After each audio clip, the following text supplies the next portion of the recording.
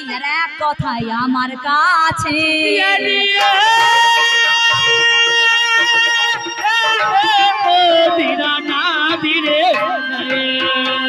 তাই আর এক কথাই আমার কাছে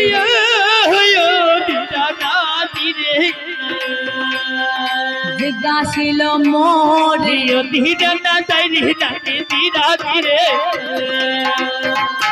আজ বলো বলো গো তুমি গো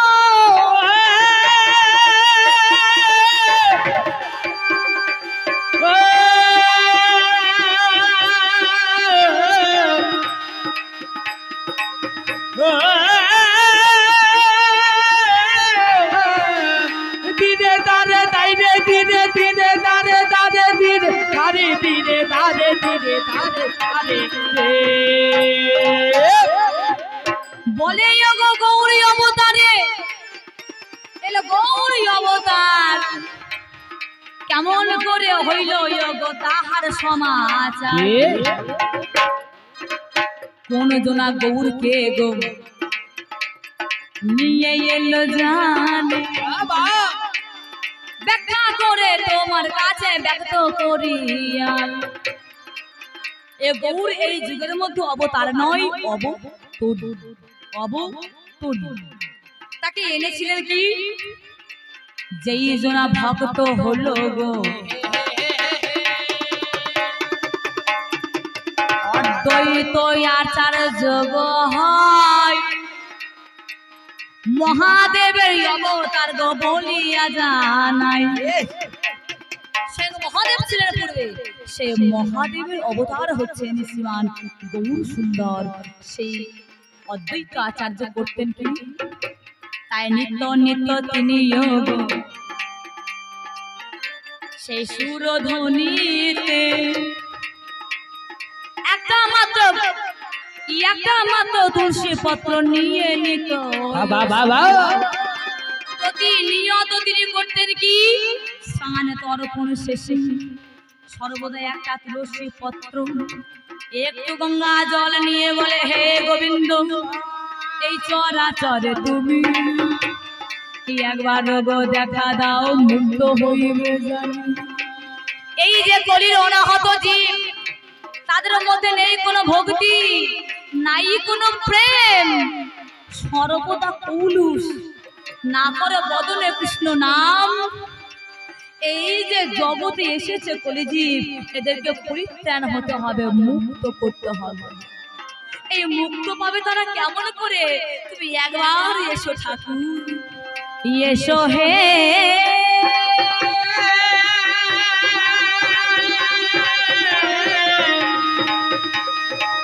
প্রাণের ঠাকুর গো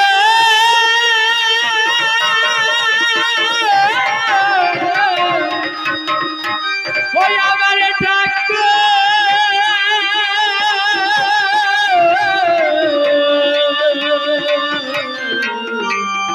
প্রাণের ঠাকুর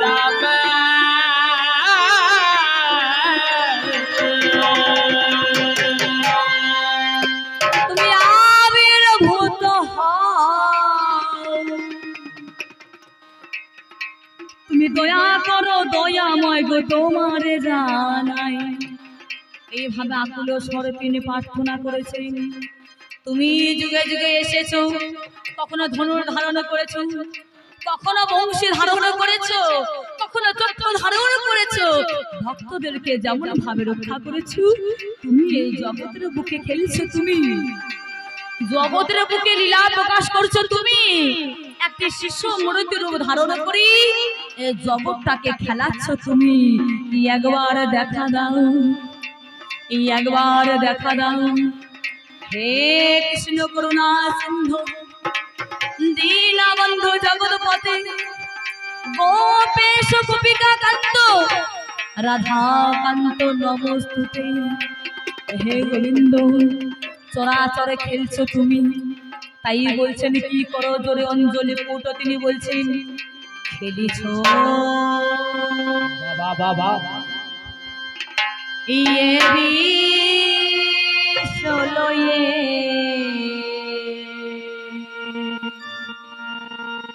বিরাট শিশু আন মনে খেলেছ খেলেছো হরিবল হরিবল হরিবল এ বিশ্বলয়ে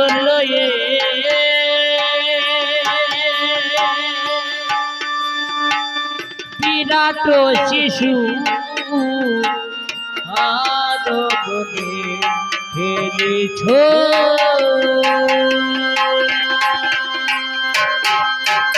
জগতের বুকে লীলা প্রকাশ করো খেলো তুমি সে জগৎকে নিয়ে খেলা করছেন আর এখনকার যুগে কেমন খেলা হয় এই দাদা ভাই ভালো জানে ওই যে মার মার মার মার মার ধর ধর ধর ধর ধর হয় না হ্যাঁ ফ্রি ফায়ার নাকি বলে হ্যাঁ ফ্রি ফায়ার এই খেলা নয় বাবা এই জগৎকে নিয়ে তিনি খেলছেন তাই বলছেন কি প্রলয় সৃষ্টি তব পুতুল খেলা প্রলয় সৃষ্টি তব পুতুল খেলা প্রলয় সৃষ্টি তব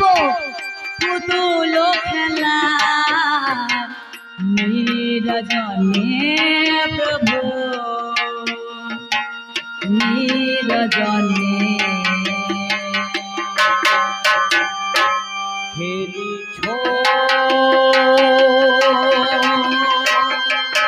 এ বিশ্বলয়ে বিরাট শিশু আনবনে খেলিছো খেলিছো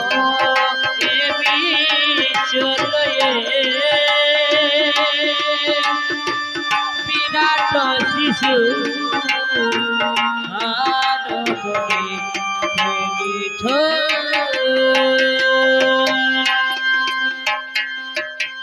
শূন্য মহাকাশে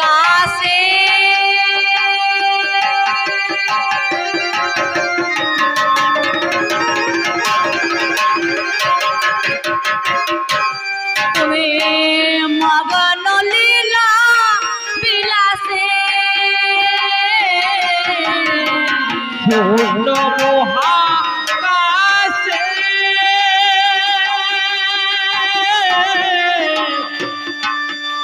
তুমি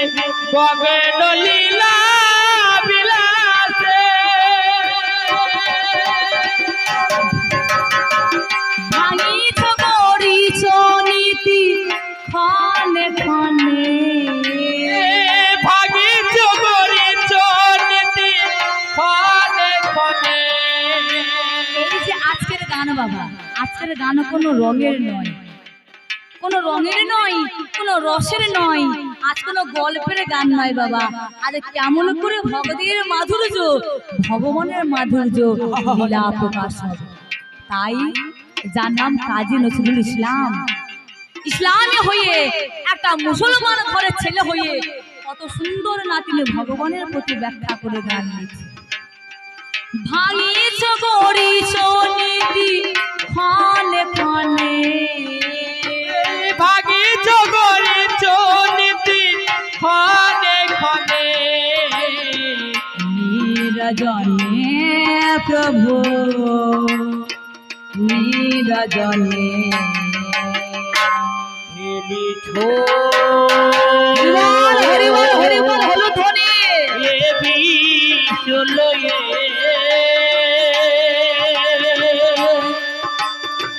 বিরাট শিশু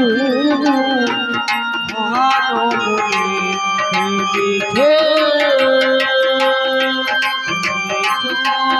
এ বিশ্বলয়ে বিরাট শিশু আনবনে খেলিছো তাই এইভাবে তিনি বিরাজ করেছেন তাই সেই অদ্বৈত প্রভু তার একনিষ্ঠ সেই ভক্তির দ্বারা এ ভগবান তখন ধরার বুকে আবির্ভূত হলেন ধরার বুকে আবির্ভূত তিনি হয়ে যায় নবদ্বীপের মাঝে গো চলে এলো তাই জগন্নাথ মিশ্র দেহে গো মাতা শচী রানী হলো তাহার ঘরে জন্ম গো তাহার হয়ে গেল জগতের বুকে নাম দেব নাম মানুষে মুক্তি পাবে বলে জানায় কথায় গো তাই তাহার গো অনুরোধে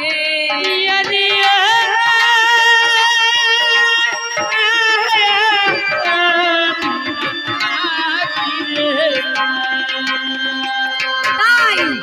অদ্বৈত আচার্য দেখো তাহার বহুকারে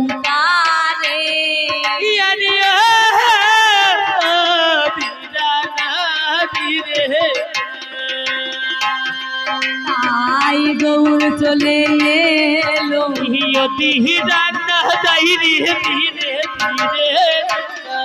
আছে কেন এলো কার জন্য এলো যার নাম অদ্বৈত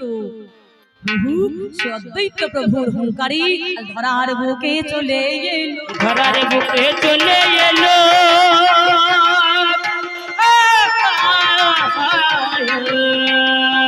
হরি হরি বলুন সরে ধরার বুকে চলে এলো কি করলো এসে দেশে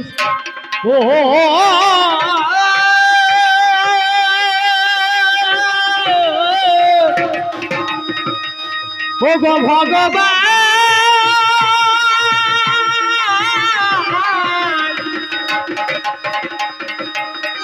ও গো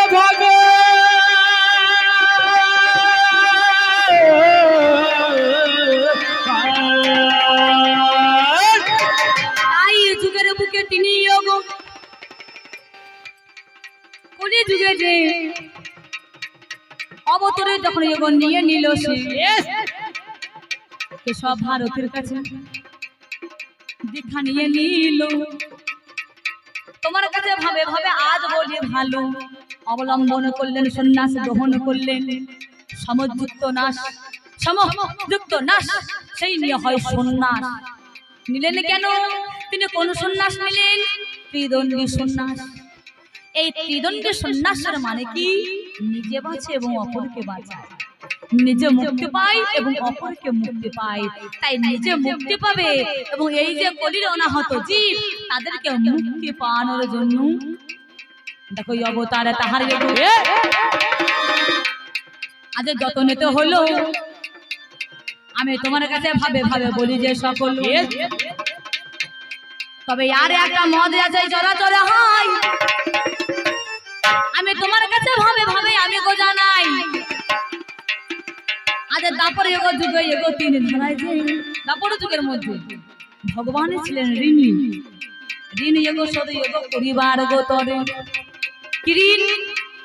একদিন স্বয়ং কৃষ্ণ এবং রাধা রানী গোলকের মধ্যে বিলাস কুঞ্জে শয়নে ছিলেন একদা রাধা রানী স্বপ্ন দর্শন করলেন সেই স্বপ্নে দর্শন করলেন কি একটা পরপুরুষ নজরে তিনি হেরে নিলেন সঙ্গে সঙ্গে কৃষ্ণকে তিনি বলে দিল শোনো শোনো গোবিন্দ তোমায় বলে যাই আমি এমন এক পরপুরুষের বদন দর্শন করি আমি তোমার সঙ্গে শয়নে আছি আর আমি পরপুরুষের স্বপ্ন দর্শন করি ছোট্ট করে বলি মা তাই বলছি কি কেমন পুরুষ তুমি দর্শন করেছো রাধে বলে গোবিন্দ সেই পুরুষ দর্শন করলাম তার হচ্ছে গৌর বরণ মস্তক মণ্ডল হাতে আছে কমণ্ডল আমি চিনিতে পারি না কোন জনা হলো এগো বলো ষোলো আনা বলে রাধে গো আমি তোমায় বলে যাই যাকে দর্শন করেছো সে আর কেহ নয় সেই হচ্ছে একমাত্র আমি তুমি যদি হও গোবিন্দ তুমি যদি হও সেই ব্যক্তি তোমার কোথায় গেল সেই চূড়া, কোথায় গেল তোমার সেই ধরা, কোথায় গেল তোমার সেই বংশী, তুমি আমায় খুলে বলো।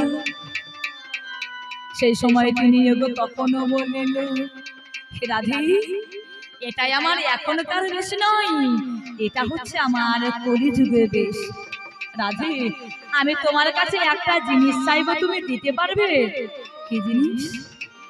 দেখো গোবিন্দ, তুমি না চাইতে আমি কতটা তোমায় দিয়ে ফেলেছি, আমাদের জীবন যৌবন তোমার চরণে অর্পণ করে ফেলেছি, আর কি দিতে বাকি আছে বলো? বলে শোনো শোনো গোরাই, তোমায় বলি ভালো, এখনো দেওয়ার আছে। কি দেওয়ার আছে? তোমায় যে কৃষ্ণ কৃষ্ণ নামে কাঁদু, তোমার এ ভাব মাধুর্য, তোমার প্রেম মাধুর্য, আর সর্বদা কৃষ্ণ কৃষ্ণ কৃষ্ণ কৃষ্ণ বদনে লইয়ে, আরে তুমি গো কেঁদে যাও গো, দেখো এই কৃষ্ণ নামে কেঁদে গো রাই, তুমি কত শান্তি পাও। আমি বলবো গো কলি যুগে আমি গো, এই কৃষ্ণ নামে কেঁদি তুমি কতটুকু সুখ পাও,